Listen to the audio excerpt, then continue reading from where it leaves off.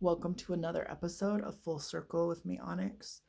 And my last video, things you missed in magic and witchcraft, was really like the introduction to this video, which is the full intention is to help you channel um, and develop that if that's what you want.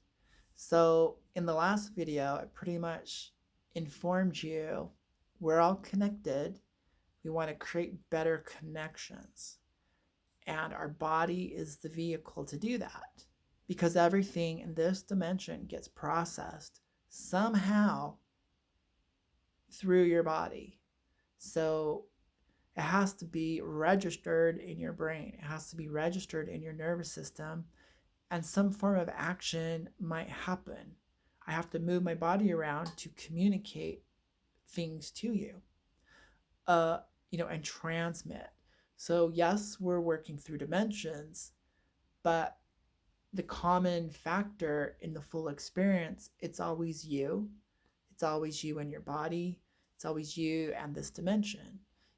So, in a lot of spiritual bypassing, religious ascension ideas, which we kind of covered with Puritanism and morality, going up and out isn't the solution because the reality is you can bring it all here, which is the art of invocation and evocation.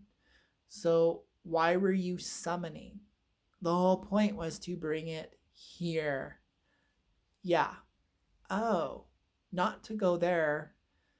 And in a weird way, you're already there. So, with quantum physics, you're already there. So, there's no point in going there. The point is coming here into your magic circle, into your body for full empowerment. Bring the knowledge here, bring the power here, bring the fire to humanity. So that's what's, so you have to, there's going to be paradox, there's going to be polarity, the whole yin yang thing, you know. So there's some things. So I'm always working and perfecting my channeling abilities, my magical abilities on a broad spectrum of avenues, but it's always been a fascination with psychic abilities and developing them and making them useful. So we have to now I'll cover values. Why would I value that? What do I think humanity needs? So everyone has a why. Why are you doing this? Whether it's from a simple spell in the moment, or why did you even decide to go into magic and witchcraft? You know, why did you decide to get married? Why did you decide this was your career? And so I think you can be deep into a subject and have fallen onto your path and haven't really spelled out your why. But soon as you do, the level of power that comes with it, because you now know it's not a question, it's not vague. It's, yeah, this is what I believe the world needs. So it's so much easier to be more productive in the moments of experimentation and development. It's so much easier not to get distracted. It's so much easier not to have breakdowns for, self-sabotage and the whole creative process if you really know your why. So you might want to take some time, do some self-reflection. Why? And there could be layers to this. Well, everyone seems to want to know. Everyone wants more knowledge. So I thought, if I became some like super psychic and could give that to people, then I could benefit my society and survive. That's valid. Okay. And then look at it realistically. Okay, with the advancement of technology, those type of psychic powers really aren't needed anymore. But So now you can tone it down and go, what else do you what else do you want to know? Well, I want to know how the universe works. I want to know life after death. So you can personalize it, and you don't need to judge it. You don't need to put like a moral label on it. Uh, but when you know that, then you understand, am I really giving enough time and attention to this development? If that why isn't really big in your life, then yeah, you just playing with magic on the weekend or when you're bored and lonely is great. But if you have a bigger reason why, like, I want to change the course of humanity, I want to steer everyone in this direction, well, then you're probably going to have to put in more time and effort, do a lot of cleanup work, and get yourself, expect you to be working hard as a doctor, at putting in all those hours, all that homework, doing and practicing and really developing it. Uh, if you're going to want to change the world like that. So really, and so is there value in having a goal that's way bigger than you are, that you really can't achieve? Yeah, because it might just get you up every day. So I've had this long-term vision of my potential. I may or may not reach it, but I notice through daily decisions over the weeks, months, and years of my life, it's kept me out of a lot of trouble, drama, and messes just because I had this vision. So it really fulfilled itself not by achieving it, but by always going after it, you know? And so the why doesn't have to be fulfilled, but you need to know why. And that can really help you out. So, okay, why do we want to channel? So, we, so, like, whoa, kind of news flash. We do all this evocation and spell work to bring the power here. Another news flash, everything gets, kind of channeled through you on some level. The whatever beings you're working with, whether they're of elemental nature or of divine origins, uh, they're moving through you. So your physical body is a vehicle. It's channeling, it's taking in information from your aura, from its environment, and it's helping you move, whether just biologically, through senses, through your nervous system and your muscles, to now more subtle levels. So your six senses are actually connected to your astral body. So I'll just say that. We won't worry about it too much. But so literally just you as a lump of matter. You're just a mass of flesh, water, tissue, whatever. There you are. You need to organize it in a comfortable position. So like a meditative straight spine, and get good at holding that position so you can be relaxed and alert is important if you want to channel. And if that's uncomfortable, channel standing up. And if sitting still and standing still is a problem, go on a walk. I've had really powerful channeling experiences, powerful visions, just by going on walks. So that becomes my ritual, that becomes my technique. And so breathing, obviously.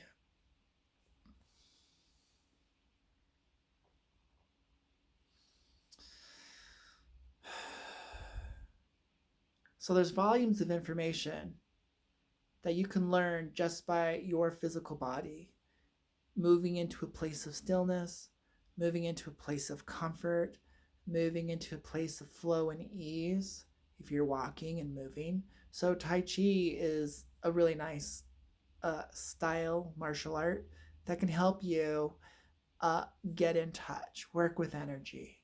It's basically a moving meditation, but you can also consider it moving channeling. It's a moving ritual. It's a moving magical spell, whatever you want to call it. And if you don't want to do that, I'm giving you keys. Do I feel graceful?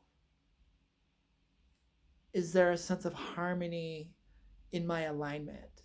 Do I feel good? So, once again, we're finding. So, once you kind of get to what I call master level, it's when you realize all paths are one.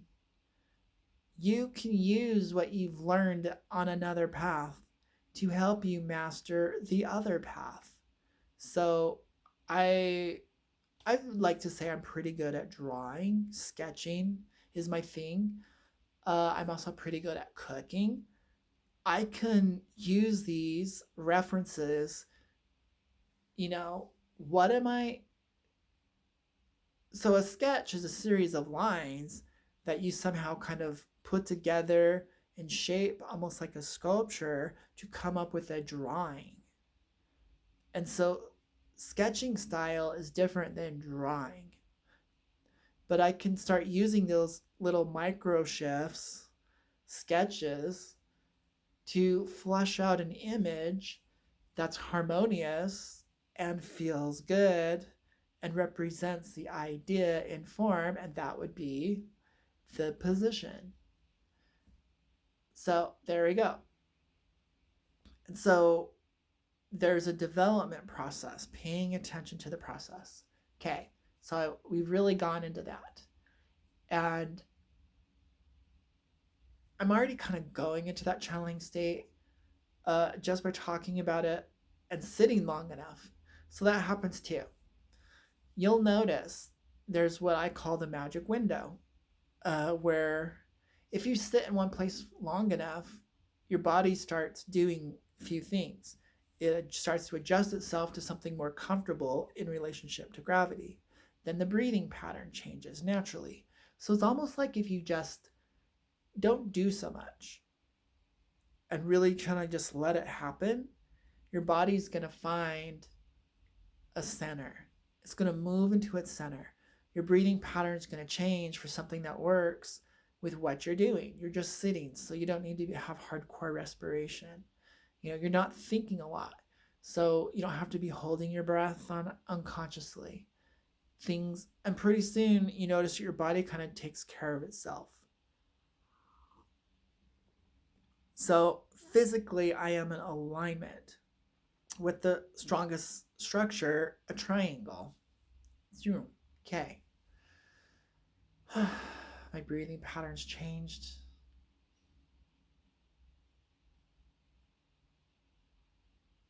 The next thing is, because you're kind of withdrawing your senses, turning them inward, literally, you start to get in touch with the second alignment, which is your nervous system. So I include heart rate and breathing and comfortability in your pose, your level of strength and alertness. I consider all that part of physical alignment. So I used to do yoga first, meditation after. I used to do meditation first, go work out, and then meditation after. And I was playing with that for years, or for a time.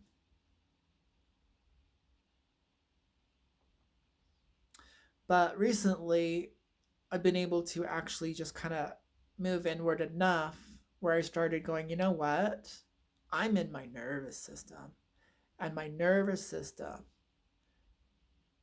is energized here, not energized there. So there could be a block. Or I'm going to go into my nervous system.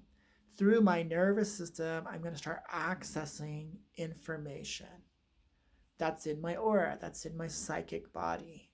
So you can consider energy and mind, or your aura, your astral body, all of that part of the psychic self, the life of your astral self. And so this is really where what we consider, mystical psychic stuff happens. Being able to be relaxed but alert and kind of in touch with your own nervous system.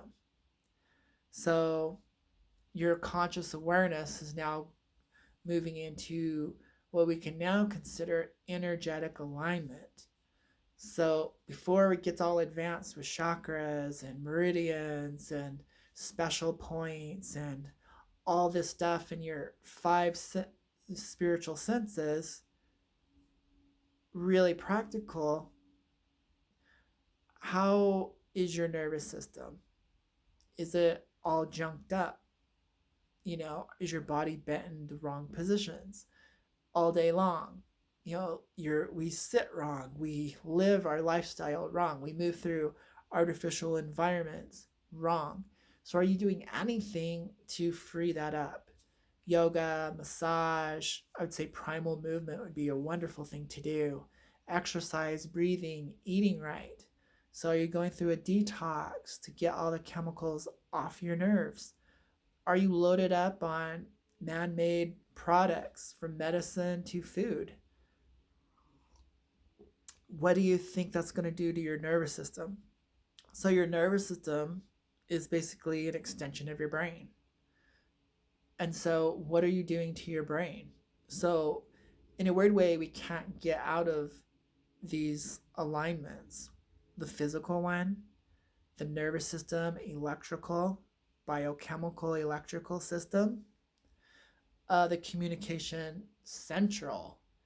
And then the extension of that then moves into spiritual alignment. That is the quality of the energy moving through you. And we really kind of had to take care of things down on earth at the base level of the pyramid. We had to diet correctly, not a restrictive religious diet, but we had to eat a balanced diet. We had to take care of our physical self in a balanced way, not working too much, not sleeping too little, exercising. So there's a lot of work that happens in the 3D world. Are we being overstimulated? This is really important for like channeling and working with spiritual energies. Obnoxious commercials in the background with music playing where you work, obnoxious information coming in through devices, and a lot of the stuff that humans do is obnoxious. It's not in harmony. The universe by nature has a natural harmony to it. From the architectural level of reality, divine patterns, blueprints, sacred geometry, energetic pathways to manifestations of fractile forms moving in and out of each other infinitely, called creation. When you're playing something that's out of alignment, when you're aligning with things repetitiously out of alignment, it's going to affect your ability to tune in. It may increase, on a positive note, your awareness of what is in alignment, what's out of alignment. So through contrast, we can create a lot of clarity. The darker something is, the lighter the other things are, vice versa. The more yin, the more you can point out the yang. The more yang, the more you can point out the yin. So we're now in our body in a harmonious way. It's been taken care of. It's a lot of work to just take care of the physical body. Our nervous system is now set up for success because we were taking care of our physical body. And now we get to feel the signals and the information running in our nervous system. It just so happens it lines up with the chakras. It just so happens the chemical system is aligned with the nervous system and we get the endocrine system. It just so happens that the chemical electrical system and its communication is what makes or breaks your physical health. So now we go into the spiritual alignment. Quality over quantity. The highest form of language is silence. It's a blank screen, it's an empty canvas before you splash the paint on it. Can you get yourself centered? Can you be calm? Harmony and calm go together. So once you, and so this becomes really important because now that you're in harmony with your body, you're not fighting it. Now you're in harmony with your nervous system, your brain. We get what's called coherence or synchronization, which were really popular buzzwords for some people who really put that out there for the general public. But you can just call it harmony. You can just call it balance. More universal, but you're now aligning everything like dominoes. So now you can then revisit grounded, centered, and aligned.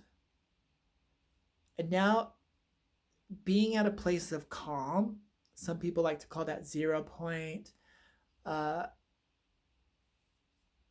the quantum level of reality, a singularity.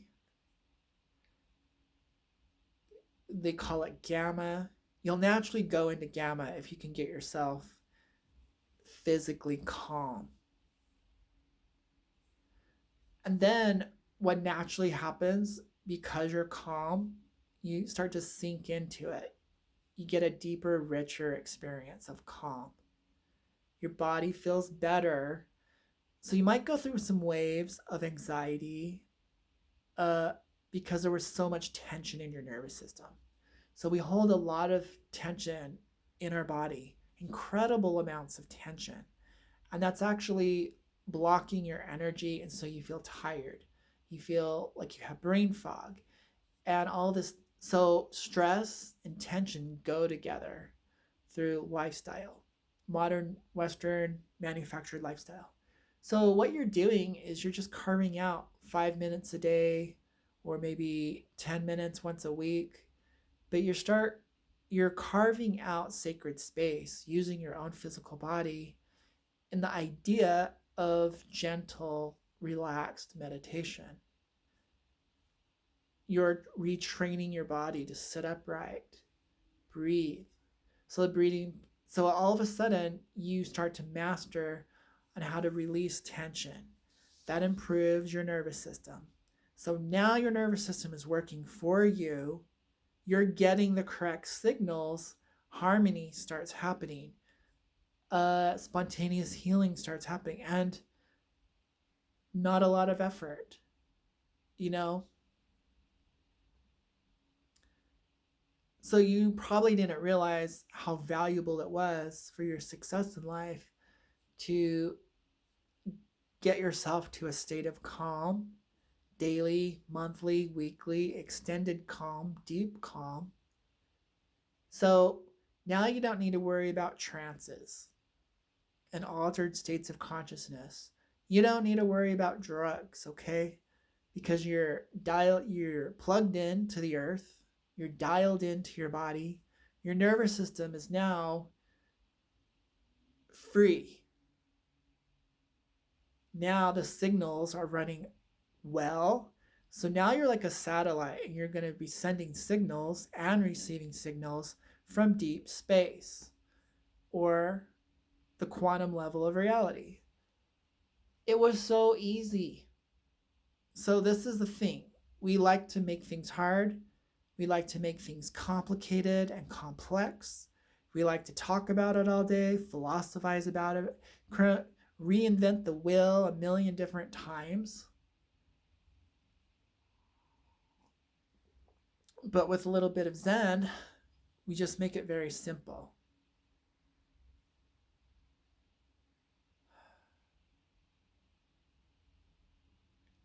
In this state of calm, it's easy for higher dimensional consciousness beings, your higher self, to impress upon your mind higher thoughts, insights, inspiration. You may receive it through one of your five senses or all of them or none of them, but you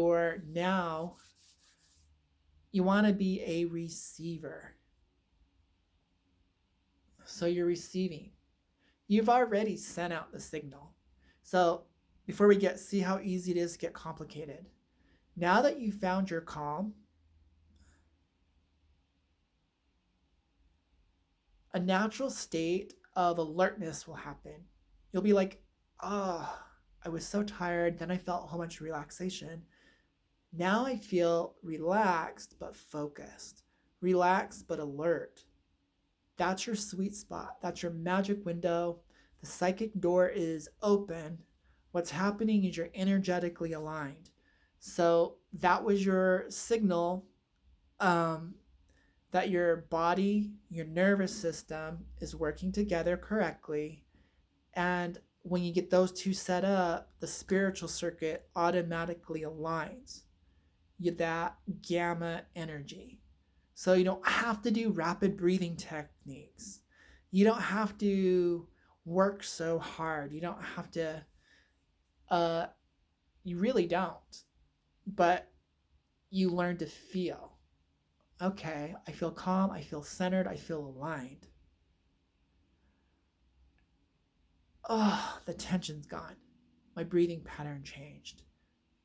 Ah, all of a sudden I felt the tension just fall off my mind. My neck pain is gone.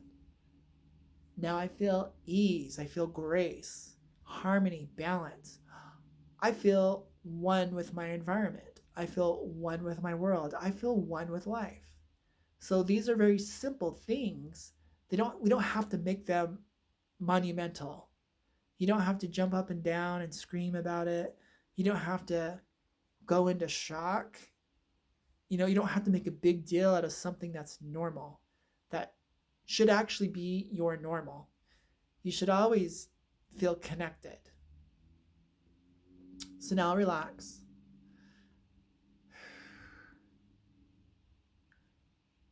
And then inspiration comes to you. It's probably going to come in the form of it's going to register as energy. And it might just be a sense of ease. So you might feel the effects of what you're channeling. You might start to feel an emotional response. It's not necessary. You might get visuals, not necessary. You might hear things. Your mind starts rearranging things into meaningful patterns, and you might hear things, sense things, experience things, from very realistic to mild hallucination, dreamy like. Doesn't matter. But what's going on is your nervous system is now dialed in and it's receiving signals. It's communicating. When I think of communion, I think of two things coming together. You're in alignment, you're in heart, you're in unison. And that is enough to master channeling. And it feels so good, so that's very important. Does it feel good through and through? Then you're channeling.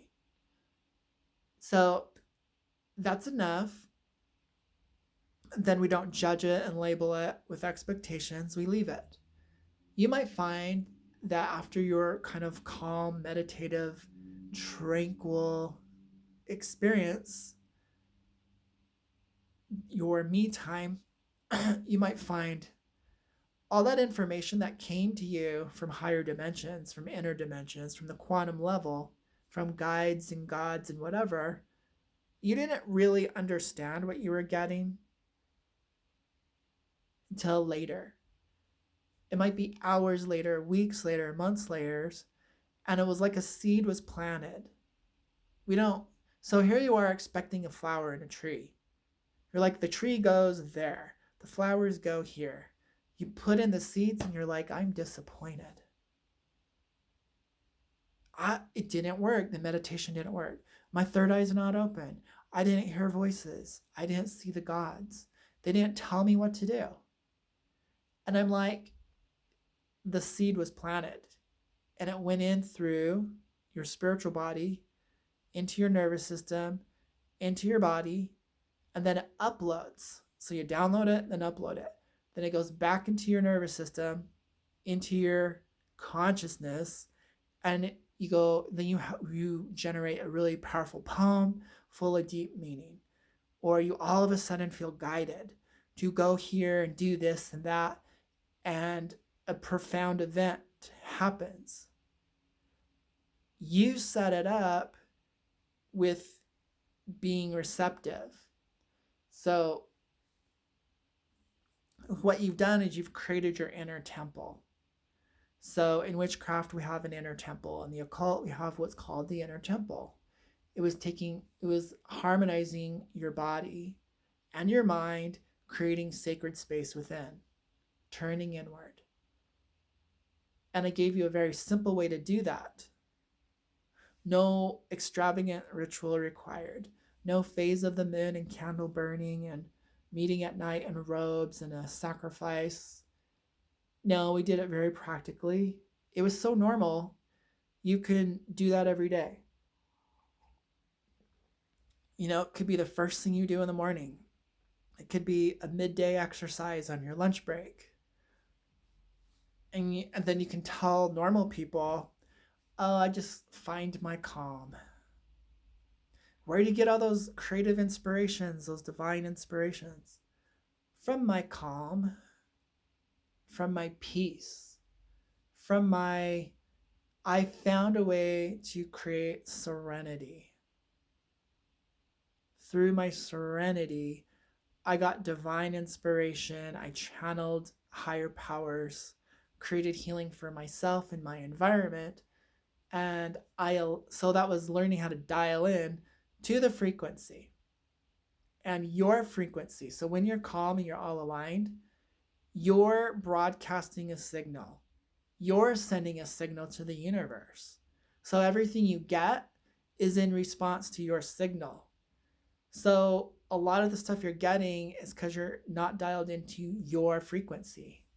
It's that simple. That's really kind of what I was trying to get across through the whole video. The big surprise is you have found your core frequency.